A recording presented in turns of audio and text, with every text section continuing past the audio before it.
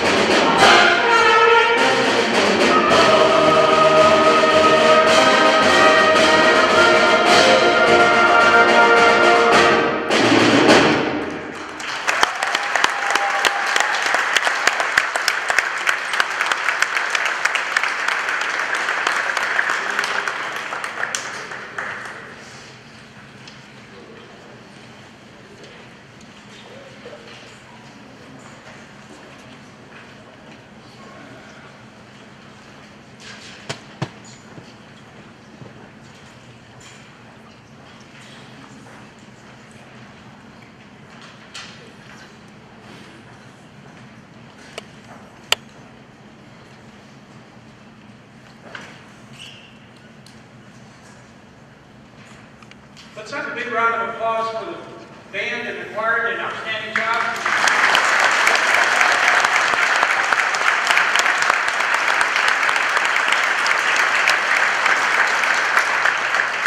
My name's John Bergman. I'm an instructor of accounting at McHenry County College, and this is my last hurrah.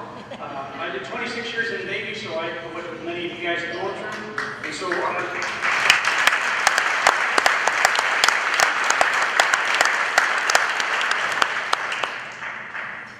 what we'd like to do now is to present the colors with the color guard. So gentlemen and ladies and gentlemen, if you please rise. Gentlemen, please take off your hats.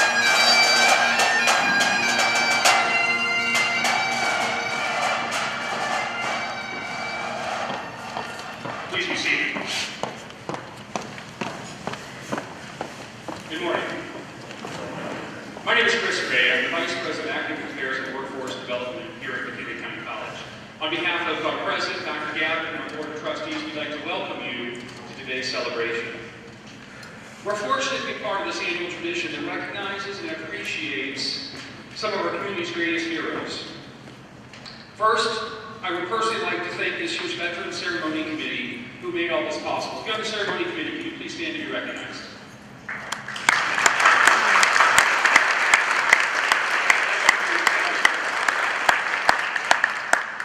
Also, I'd like again to echo and thank what Don mentioned with our choir and band who provided their beautiful music this morning.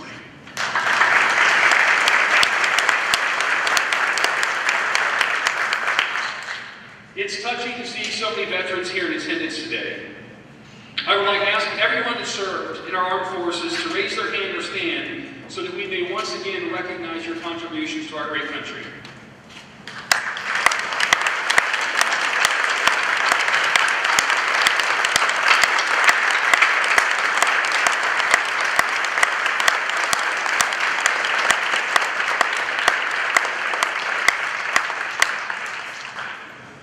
Thank you for what you have done, the sacrifices you've made to protect our nation so that we may continue to live in this great country.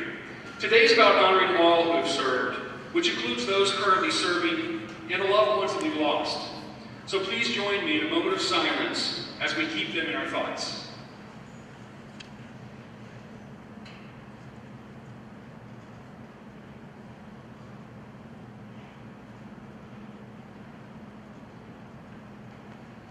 Thank you. Here at MCC, we are proud and committed to the ongoing care for our veterans so that they and their families can get the support needed when they re-enter higher education. We're proud of all the entire MCC community, and I actually heard a few stories in the hallway today. Somehow some of you came back into city life and used MCC as part of that transition. We're thankful to be part of that. We have a number of services to help our veterans.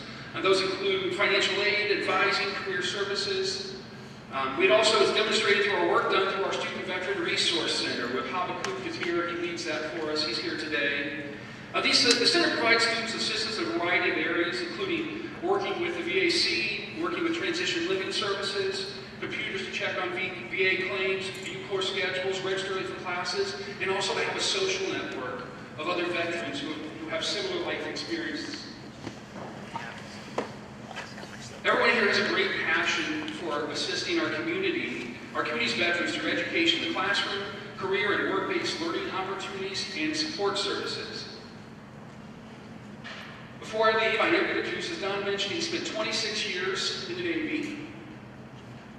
I just found out he visited over 100 countries in those times. And I want to thank him personally for that service as he protected and defended those basic freedoms which we hold here in the country. We experienced that this week with voting, right? Where we get to explore our ideas, and the vitriol may dissipate a bit for a while, but we wouldn't have the right to have those hearty fights. And then I also want to thank Don for his 24 years of service here at MCC. Don is retired at the end of the year. Not only has he protected our right to explore those ideas and understand what those ideas make part of the American fiber, he's added to that by challenging his students to apply that. So I'm going to bring Don back on stage. And Don, we want to recognize you for your 50 combined years in service to this country.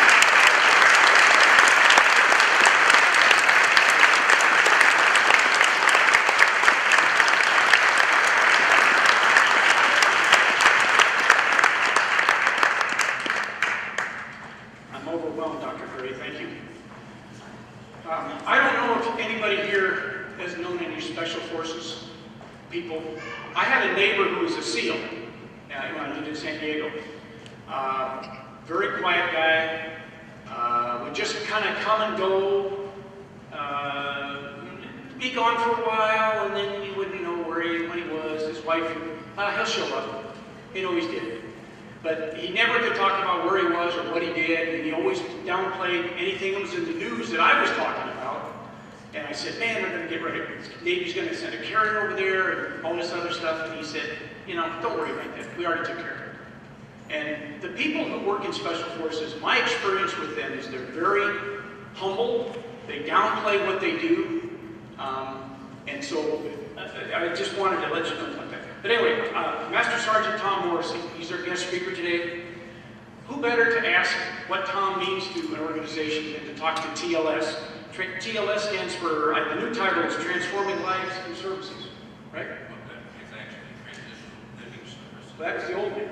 Well, that's still legal. Okay, legal name for a 501c3. Those of you that do tax, that's a 501c3, so you got to understand what that means. Okay, but Tom continues to have a strong commitment to TLS. Laura Franz, the executive director, who's a terrific young lady, says Tom is the embodiment of the mission continues. He serves on the boards of 2 veterans organizations, one in Georgia and TLS Veterans here in McHenry. His contributions as board member for the past 10 years have helped the agency immensely in its mission of serving veterans in need. His life experience has had a positive impact on the lives of many veterans and families. And I can tell you from personal experience working with veterans here, if I ever need to get a veteran a place to stay or food or whatever their need is, get them out of living in their car, TLS is the place to go because they always help out. They never disappoint me. But what I'd like you to do now is give Master Sergeant Tom Morrissey a warm MCC welcome.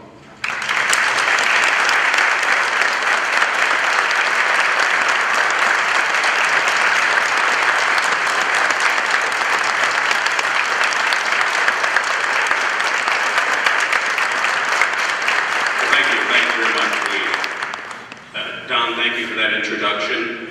I always like to start with thank yous because a lot of times I get rushed and forget them at the end. But I would like to thank Dr. Gray, Dr. Goddard, the faculty, the staff here, the student body, Student Veterans of America especially. I'd like to give special thanks to all the veterans, brothers and sisters in arms. I'd like to give thanks to their families. I'd also like to give thanks to any of our LE, law enforcement, first responder types that are here. They too are brothers and sisters in a similar vein. And special thanks to any medical personnel. One of the requests I had was to share a little bit about my story. Well, there's a lot of stories, but part of my story is I spent almost 3 years in an Army medical recovery program due to injuries in Afghanistan. And I will speak to that a little bit more at the end, but that's why I have a special sense for medical people. I'd also like to then acknowledge and welcome any distinguished guests to our community, business, and government leaders that may be here, and to the community, our neighbors, our friends, our families. Welcome. It is with great honor and pride to think that we come here together to share and respect our veterans. A quick history, I think many of you will know that the history of Veterans Day begins in 1919 with a proclamation to actually recognize the armistice, the ending of the War to End All Wars, which was on November 11, 1918. Now there's a lot of other history in between, but let's fast forward to 1954. President Eisenhower determined after World War II that we need to recognize veterans across all wars, past and future. And so Veterans Day was then changed. There was a little bit of creativeness and efficiency that the government always tries every now and again, doesn't do well. Some of you may remember in the 70s that we had special reallocations for that date to make 3-day weekends. Well, that failed miserably. And so in 1978, they changed it back to the day, November 11th, regardless of the day of the week it falls on. Now, what's the significance there? It's really that one of the strengths I see of our country is our tradition. And so that tradition to recognize and honor our veterans, I think, is very important to our psyche and to our soul. So when I came here to meet with Don to find out the expectations, well, what do you want of me today to speak about? He was like, well, I think it's good if you could just speak a little bit about yourself. And I'm good with that. And I would tell all veterans here, talking about yourself is good. It's healthy. So I would encourage you all to do that. As Don said, we like to think of ourselves in the profession as quiet professionals. Just a matter of professionalism. And yet, talking about the generalities of where you be, where you go, what you do, that's okay. You never get into the specifics. But what I'd like to share today, and I talked to very many groups about very different particulars. I've spoken to law enforcement groups, and they want to know the details. They want to know the absolute details and experiences of the day when I was shot and what I felt, what I thought. And I can do that. I have no demons about it. Other groups, medical groups, want to really know about my recovery and what that experience was like. And that's a little bit about what I thought would be best to share today, because while it's a story about me, it really is also a story about other veterans and about Americans, and what I like to think of as still our American spirit, where we pick ourselves up when we're down. If we fail, we try again, and we work until we get it right. So let's back up, and just suffice it to say that I got shot up pretty bad in an ambush in Afghanistan. That was in June of 2006.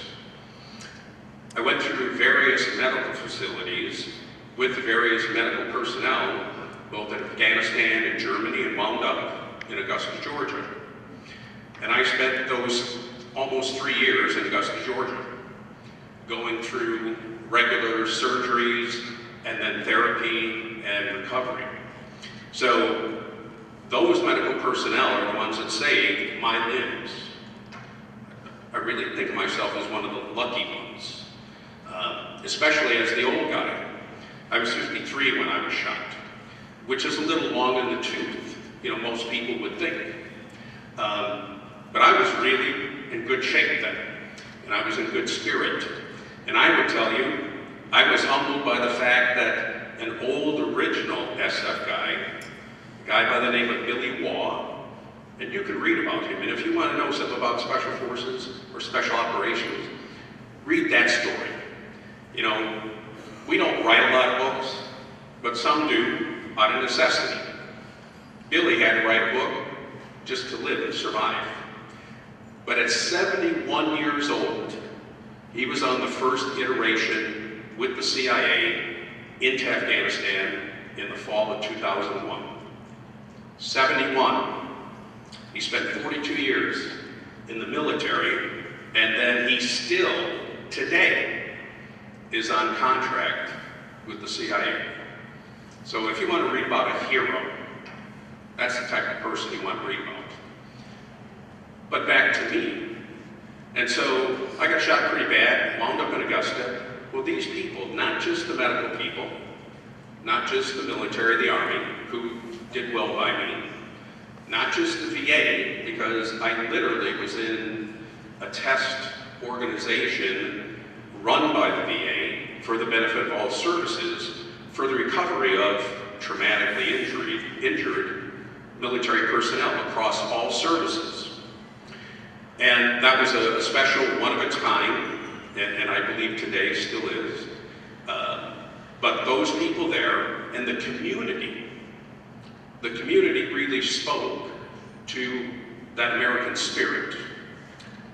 They would come and bring gifts, bring lunch, bring pets, bring dogs, brought horses. I think I remember a camel one day too. But it was the community and that American spirit pulling together. And that certainly is what helped me as the old guy. I was the old guy on the team, 53 in Afghanistan. The youngest guy was 23, and everybody else was in between us, right? So just kind of figure that dynamic. But there's a reason for that. Experience speaks truckloads about when you're on the battlefield. There's something to be said about youth and invincibility, but I'll take experience. And even with experience, you still get shot. So the recovery was a slow process, but the government was committed, the military was committed, the people were committed, and so was I. And so I can stand before you today and talk a little bit about that. And I can stand here with my own appendages, broken as they might be, and maybe they would have been the same just being an old guy today. but they're mine. And that's the great part of the story. The surgeon that I worked with all those years, we're still very close. He's in private practice, and I can never thank him enough. I can never thank the community enough. That's why when I came back, my wife suggested that, hey, there's this group, they've been around, they're working with veterans, you might want to help them. And so I did, thinking, well, all right, I can help them do a little fundraising. Because those years I was in Georgia, I did speak for the benefit of the community to fundraise for building a brand new Fisher House down there, which actually happened a few years ago. And that was rewarding. So I thought, sure, I can help do a little bit of fundraising. Well, then I got involved, and 9 years later, I've been on the board. My tenure will be up here per the bylaws. That doesn't mean I'll stop supporting them or participating with them. And I would encourage anybody else here to think about doing that, whether it's with TLS or another organization, because it's good for the soul, good for the community, certainly good for our veterans. In my experience, we typically read about all the ugly stories. The VA this and broken down Walter Reed and dirty rooms, but really, people work hard at taking care of our veterans. And the VA, the government, is just like any other business. They have budgets, they have limitations, they don't always do the right thing, they don't always do it efficiently, but many times they do learn from those hardships. And I like to think my experience, even today, I go to the local VA regularly, and by choice I go to Hines, but I'm treated very well. And my medical care has been very good. So I would reassure anybody that has concerns that look beyond those messages of old. Things are constantly changing, and I believe generally for the better, at least within healthcare. The physical healthcare, forget about the politics. It's unique that we typically learn a lot when we go to war medically, and I'm a good example of that. If I had served in Vietnam, because I enlisted right after the end of the war, I would have lost at least 2 of my limbs, or I would have just died on the battlefield. But with the training that I received to sustain myself, because that's one of the hallmarks, is we worry about sustaining ourselves. There's no more calling medic. You have to sustain yourself and get back in the fight. And of course, that's what I tried to do, but I had some limitations. I was shot both arms, both legs, 2 in the chest, but I was alive. And so that's the type of trauma that I showed up with in Augusta. And the surgeon was quite frank with me and my wife at first meeting that, I'm not sure I can save these arms. Well, I knew that already, so I was prepared. But the simple fact is, I knew I could live, and that's the important thing. So through the years, when I counseled younger troops that would come in to that same hospital, and even now, people that I might speak to either in the community, through TLS, or through my travels, I tell them the same thing. It's like, your life was never going to be what you thought. You just haven't lived long enough to recognize that.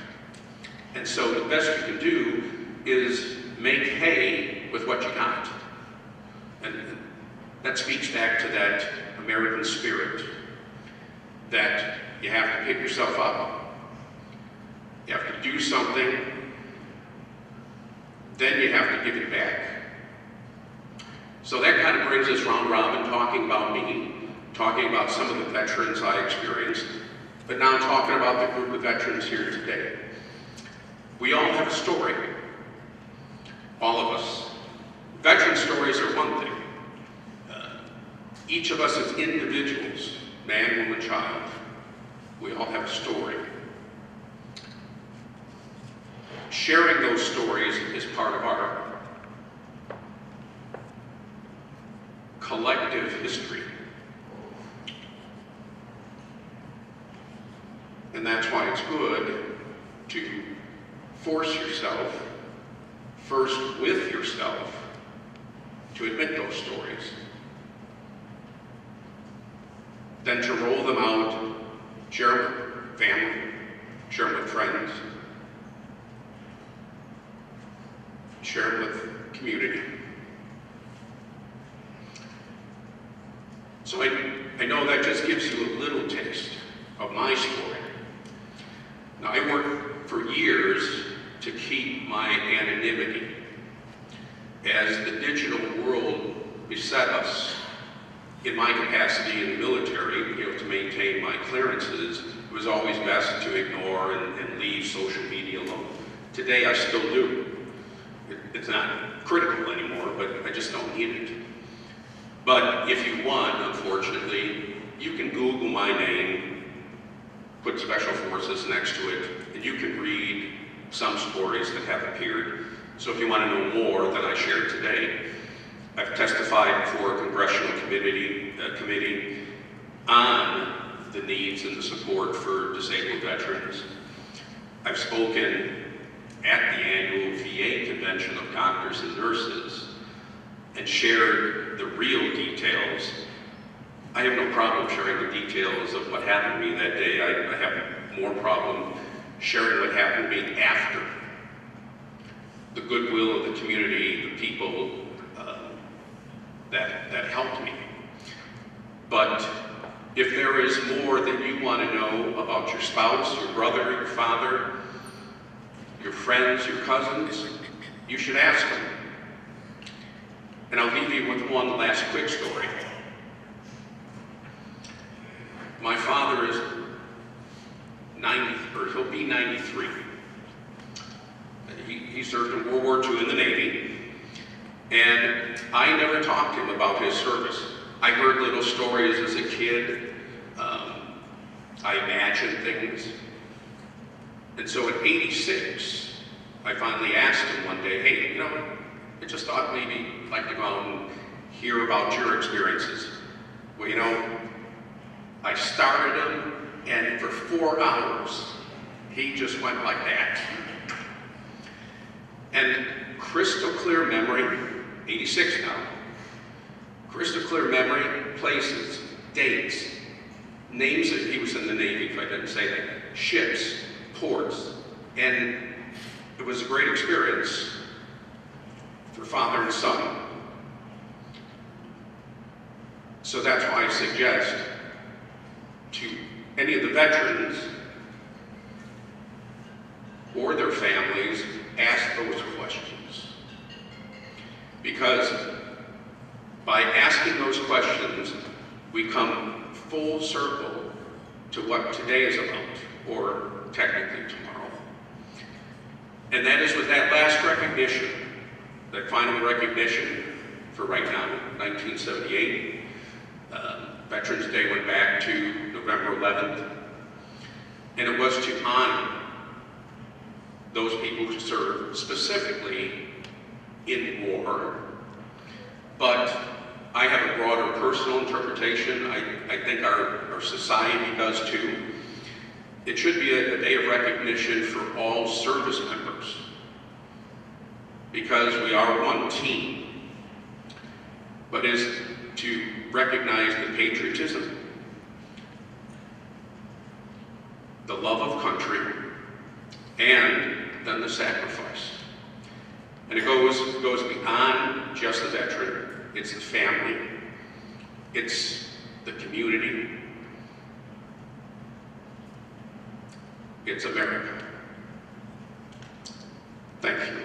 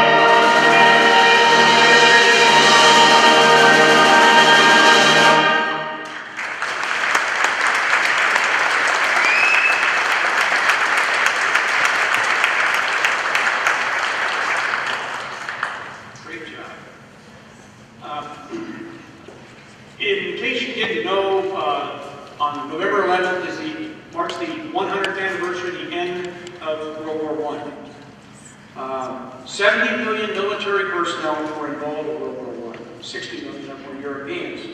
The war started in 1914, but the United States did not enter until approximately February of 1917.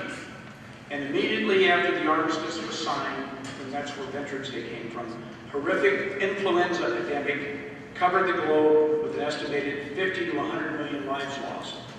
There are still 4,500 of U.S. servicemen unaccounted for from World War I, and there are over 7 million missing veterans from all 12 countries that participated in World War I. World War II, we still have 75,000 World War II vets that are waiting word from about their loved one. And the Korean War, we have over 8,000 Korean war soldiers that are still missing. Vietnam, we have over 1,500 servicemen that are still missing. But as I Googled this, no one from missions in Iraq and Afghanistan have been left behind. National POW Day is on the third Friday in September. And what I want to do is talk a little bit about the table that's up there. If you go to an American Legion or a VFW practically anywhere in the country, you're going to find a table set for one.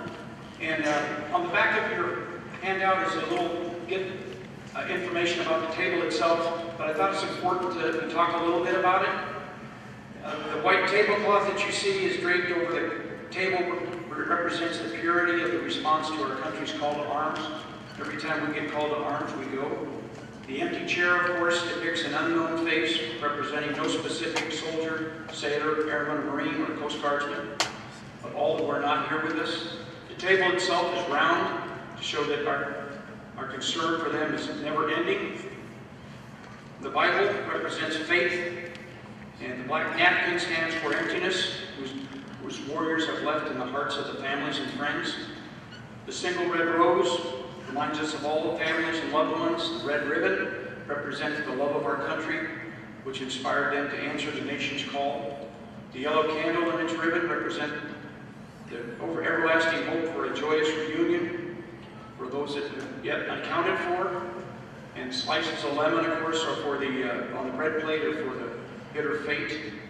The salt on the bread plate represents the tears of the families. And the wine glass, of course, is upside down, reminds us that our distinguished comrades cannot be with us.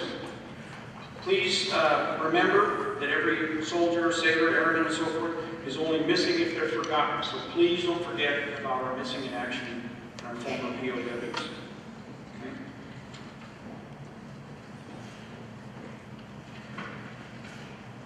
I'd like you to please stand, remove your covers, and we're going to retire the colors.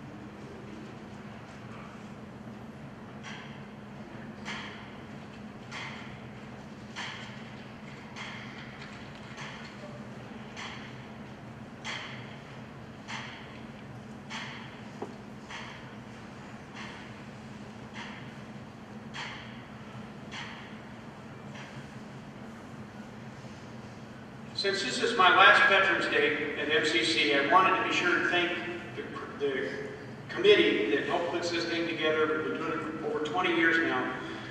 Not that all of these people have been here, because they're not that old.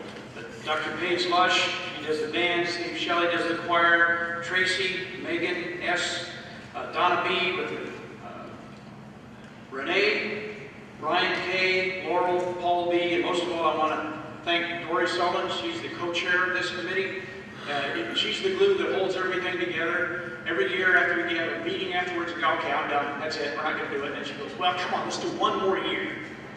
She does it. She's roped me into it for a lot of years. But I want to be sure to thank. I'm sure I forgot some people that supported us for the last years. But it just, please forgive me for that. As the Student Veterans Advisor, or co-advisor, one of the things that I get to do is get to meet with the young student vets every week. And to me, that's a real plus. Not only do I get to hear what the young vets are doing, I find out what their trials and tribulations are, and then we try to hook them up with services that can help. And the McHenry community is just awesome. Whether you're in the school or outside of the school, if we ask the student vets of America ask for something, we get it, and it's just awesome. I can tell you, in the past 4 years, we've gotten $70,000 worth of scholarships, because the VA doesn't think you need books on the first day of school. They give you book money about halfway through the semester.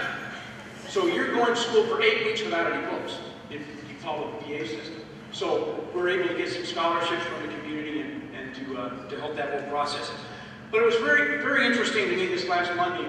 I have 2 new Marines that recently got out of service, and they had their 4-year-old son with them. And as most veterans organizations, we stood, faced the flag, and then we said the Pledge of Allegiance. And their little 4-year-old son, Bobby, jumps up, my mom stands up, puts his hand on his heart, and starts mimicking the exact same words for the Pledge of Allegiance. And I'm saying to myself, you know, Don, I remember when we came back from Vietnam, and those of you that did that, we weren't really liked very much, were we? And now I see this kind of welcome home for these 2 Marines and their family, and to me I said, thank goodness we've changed. We've gotten things so much better. And I look at this Marine family and I go, you know, the country's going to be in really good hands in the future. This is good. Okay. The last thing I want to leave you with is something that was very important to me. I was 13 years old when John F. Kennedy was killed. At his inauguration in 1961, he said, and I quote, "Ask not what your country can do for you. Ask what you can do for your country." Sergeant Major Morrissey embodies this entire concept that John F. Kennedy spoke about in the early 1960s. That's the end of our presentation. We have refreshments down in the cafeteria, so please enjoy yourself. Talk to the vets, talk to the young vets, student vets. By the way, stand up. Any student vets in the audience? Probably. Thank you. I told him I was going to embarrass him. I asked him to stand up, and he said, "No, don't do that, don't do that." I said, "No, you guys, they need to know who you are, because you're making life good for yourself and for your families. Keep charging. You're doing a great job." All right? Last words? Just to add on a story, when I was 10 years old, in 1963, I had occasion to see John F. Kennedy up close. So it's an appropriate little ending story. But thank you once again for just listening.